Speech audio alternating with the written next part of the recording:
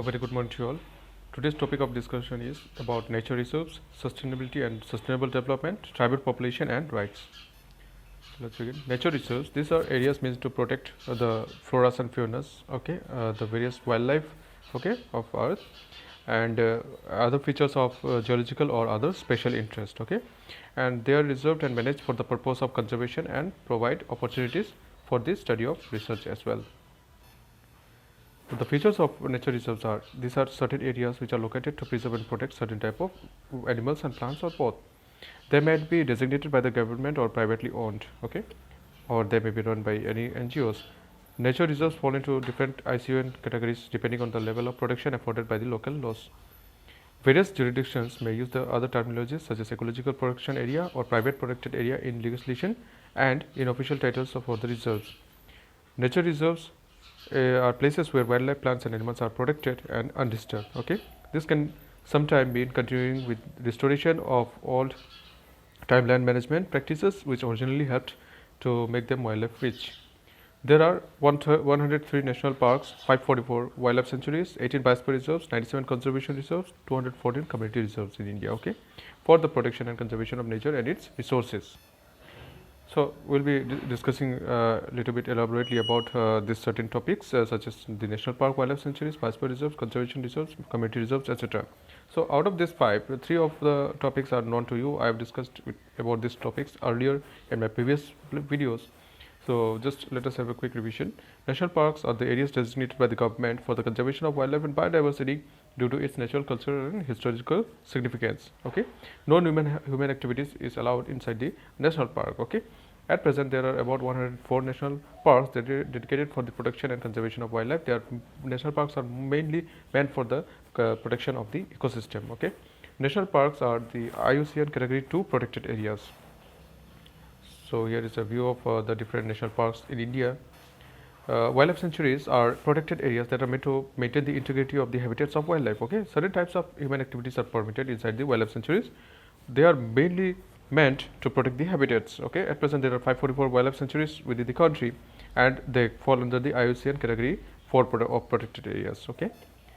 So this is the representation of the different wildlife sanctuaries in India.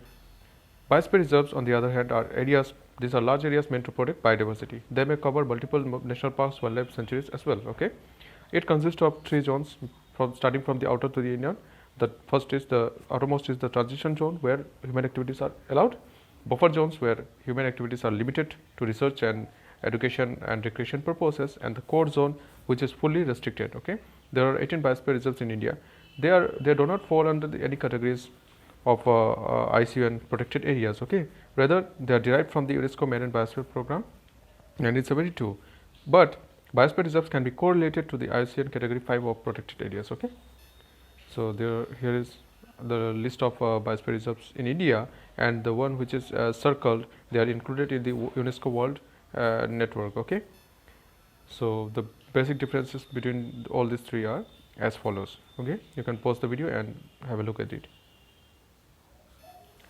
Conservation and community reserves, on the other hand, these are protected areas which act as a buffer zone or connectors and migration corridors between established national parks, wildlife sanctuaries and other reserved and protected forests of India, okay.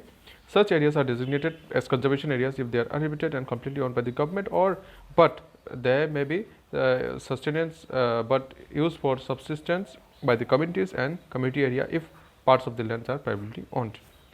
The protected areas categories were first included in the Wildlife Protection Amendment Act of 2002, which is the amendment to the Wildlife Protection Act of 1972. Okay, the categories were added because of reduced protection in and around existing and proposed protected areas due to the private ownership of land and land use. Suppose there is a national park and wildlife sanctuary, okay, and only the government in the national park, the government is taking control or care of the park inside the area, whatever thing is happening inside the area. But what about the surrounding areas, okay, who are to protect who are to take the measures, okay, so it is the common people or the private landowners who are to preserve the protected areas, okay, so that it doesn't hamper the core areas of the national park. There are 97 existing conservation reserves in India covering an area of such, okay, which is 0.01% or 0.14% of the geographical area of the country, okay, as per the National Wildlife Database. Okay, there are 214 existing community reserves. So here is a representation of the protected areas. So the conservation reserves, the 97 existing conservation reserves of different states are listed here. You can pause the video and have a look at it. The community reserves.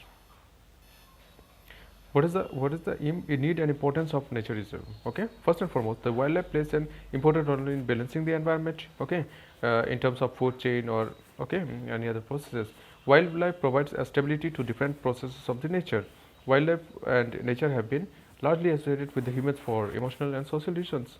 The importance of wildlife can be categorized as ecological, economic, and investigatory importance, as well as conservation of biological diversities. Okay. Sustainability and sustainable development. Sustainability refers to the ability to maintain at a certain level, okay, or avoidance of the depletion of natural resources in order to maintain an ecological balance. In terms of ecology, it is the avoidance of the depletion of natural resources in order to maintain an ecological balance. Sustainable development is the idea that human societies must live and meet their needs without compromising the ability of future generation to meet their own needs. Okay, that means using a resource in such a way that it can be used by the future generation when they need it. So what is the need and importance of sustainable development? Is required for the social progress and equality, environmental protection, conservation of natural resources, and stable economic growth. What are the challenges faced? Okay, the main challenges to sustainable development includes the poverty and exclusion, unemployment, climate change, conflict and humanitarian aid, building peaceful and inclusive societies, building strong institutions of governance, and supporting the rule of law. Sustainable Development Goals, okay, or SDGs, were adopted by the United Nations in 2015 as an universal call to action to end poverty, protect the planet, and ensure that by 2030 all people enjoy peace and prosperity. Okay, so it is an universal call, okay, to end the poverty, protect the planet, ensure that all people by 2030 they enjoy peace and prosperity. Okay, so what are the aims of SDGs? Ending of poverty, ending hunger, taking urgent action to stop and mitigate the climate changes, conserving and sustainably using the oceans, seas, and marine resources. Okay, that means sustainably using the aquatic resources, protecting, restoring, and promoting sustainable use of terrestrial ecosystem, ensuring availability and sustainable management of water and sanitation. Okay, promoting sustained, inclusive, and economic growth, sustaining per capita economic growth, sustainable industrialization. Okay, building resilient infrastructure, that means ability to control or overcome any sorts of pollution or negative effects. Okay, providing access to justice, ensuring access to affordable, reliant, sustainable, and modern energy for all by 2030. Okay, and encouraging innovations, reducing inequality, making cities and human settlements inclusive, safe, resilient, and sustainable by 2030. That means so that they can be able to overcome any sorts of disasters or any sorts of ill happenings. Okay, ensuring sustainable consumption and production patterns. So what are the advantages of sustainable development? It helps in ensuring equal distribution of resources. It helps in ensuring a green environment. Okay, it lowers the impact of pollutants in the environment. It helps in achieving long-term economic growth. It checks the over-exploitation of resources.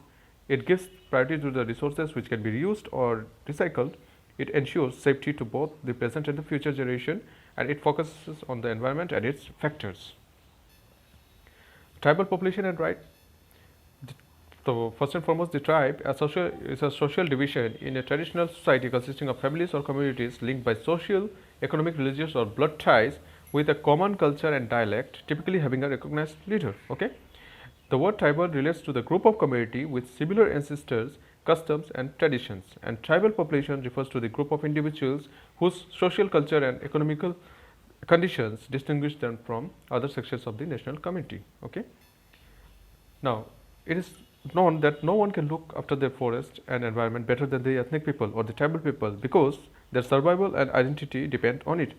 They are generally the best conservationists, and they have managed their cultivable lands for many generations. Okay, so one example is that of the sacred groves, a widespread phenomenon in culture across the world, are often associated with religious and culture, are instrumental in preserving the biodiversity and nature. Okay, so forests not only provide the tribal people the materials to build their homes, but also give them fuel, herbal medicine for curing disease, fruits, etc.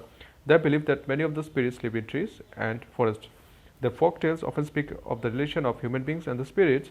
Because of such physical and emotional attachment to forests, tribals have reacted sharply to restrictions imposed by the government on their traditional rights. Okay, that means a number of useful resources are obtained by the from the forest by the tribal peoples. Okay, and they're mostly attached physically and emotionally to the forest. Okay, and they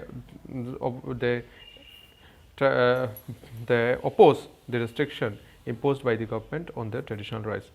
Now, agriculture is very much part of the tribal culture in central and northeast India. Okay, and zoom cultivation or shifting cultivation is one of the primitive practice of cultivation. However, this shifting cultivation is very much causes very much ill measures in the environment, ill effect in the environment. Okay, the main problems of the tribal people are the poverty, indebtedness, illiteracy, bondage, exploitation, health issues, and unemployment.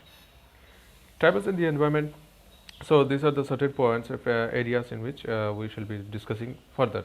Okay, first is your connectivity and interdependence between the nature and people, self-sufficiency in food and farming, ethnomedicine, indigenous knowledge about the medicine, traditional custom and belief.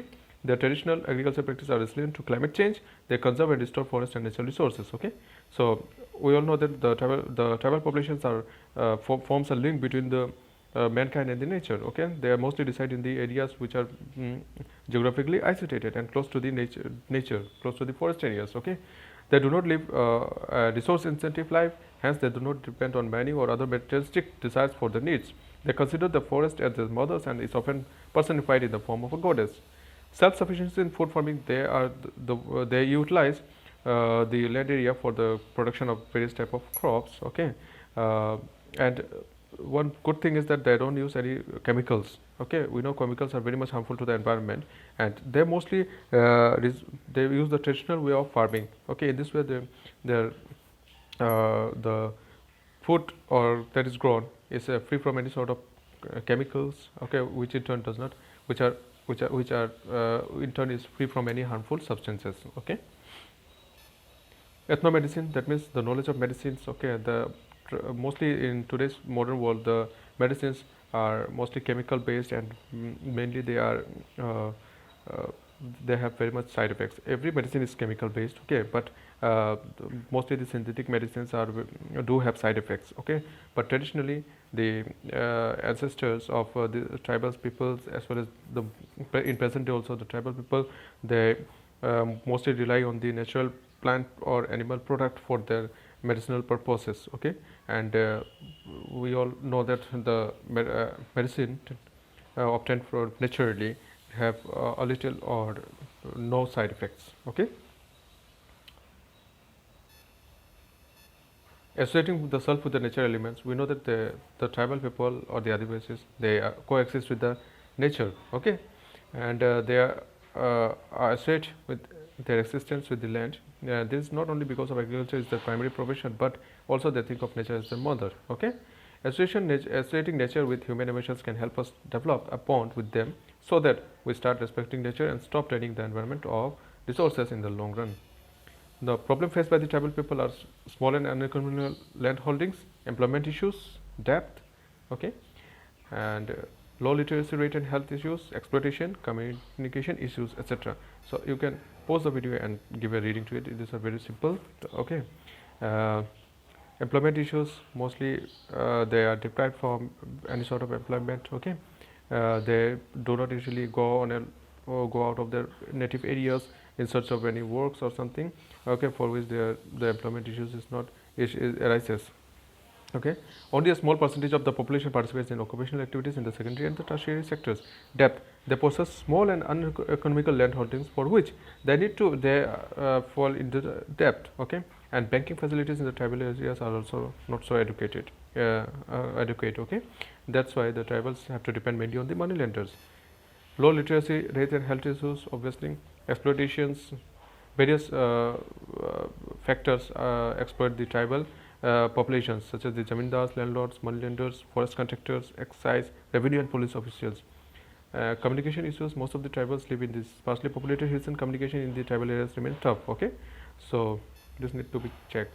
So the constitutional rights to the tribal people, okay, are as follows. First, Article 15 states about the discrimination, that is, no individual shall be discriminated, okay, as per the Indian Constitution. Article 16 refers to the employment, okay, that is that the government of India has made reservations for the tribes in employment, okay. Then Article 330 and 332 speaks about the seat reservations. That means the government of India has reserved seats in the House of People, that is Lok Sabha, and the state legislative assemblies for the tribals. Article 19 clause 5 speaks about the property, okay, that is the tribal population has the right to own property and enjoy it in any part of the country. Article 338 speaks about the appointment of commissioner who would look after the welfare activities of the tribal people. Article 46 speaks about the educational and economic interest, that is that the tribal people shall benefit from the educational and economic interest, okay. Article 275I speaks about the grants, okay. Under this, the government of India will give grants, okay, for the approved tribal welfare schemes.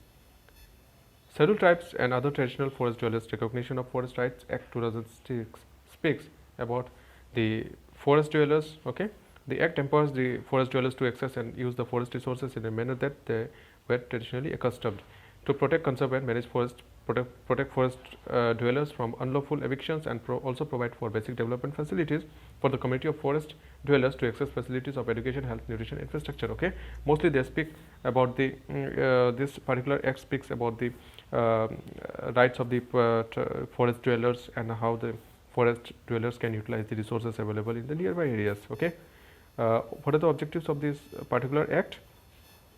To undo the historical injustice, okay, in the form of exploitation, to ensure land tenure, livelihood and food security for the forest dwelling scheduled tribes, to strengthen the conservation regime of the forest, okay, by including the responsibilities and authorities of forest right holders for sustainable use, conservation of biodiversity and maintenance of ecological balance. So what are the features of the act? The Forest Right Act 2006 recognizes the rights of the forest dwelling people, okay. Then that means they are recognized the rights of the forest dwelling tribal communities and other traditional forest dwellers of forest resources on which these communities were dependent for a variety of needs, including livelihood, habitation and other socio-cultural needs. Second is your management policies. Various management policies are there, okay, which realizes the symbiotic relationship of the tribes with the forest, okay, and also the right to allocation of forest lands. This act encompasses rights of self-cultivation, that is, and habitation, that is the individual rights, as well as the community rights such as grazing, fishing, access to water bodies, etc. These rights, they are the right to protect, regenerate, or conserve or manage any community forest resources for sustainable uses, okay. This act encompasses the right to protect, regenerate, or conserve or manage any community forest resources for sustainable use. In conjunction with the right to fair compensation and transparency in land acquisition, Rehabilitation and Settlement Act 2013, the Forest Right Act protects the tribal population from eviction without rehabilitation and settlement. The act further enjoins upon the Gram Sabha and the right holders the responsibility, okay. That means they formulate the Gram Sabha, okay, which have the decisive say in the determination of the local policies and schemes impacting them.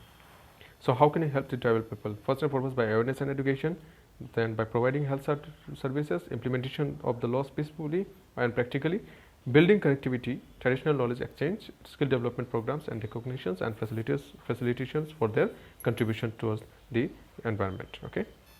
So this all was for today, and if you have any queries, do let me know in my WhatsApp contact number, okay. Till then, thank you very much.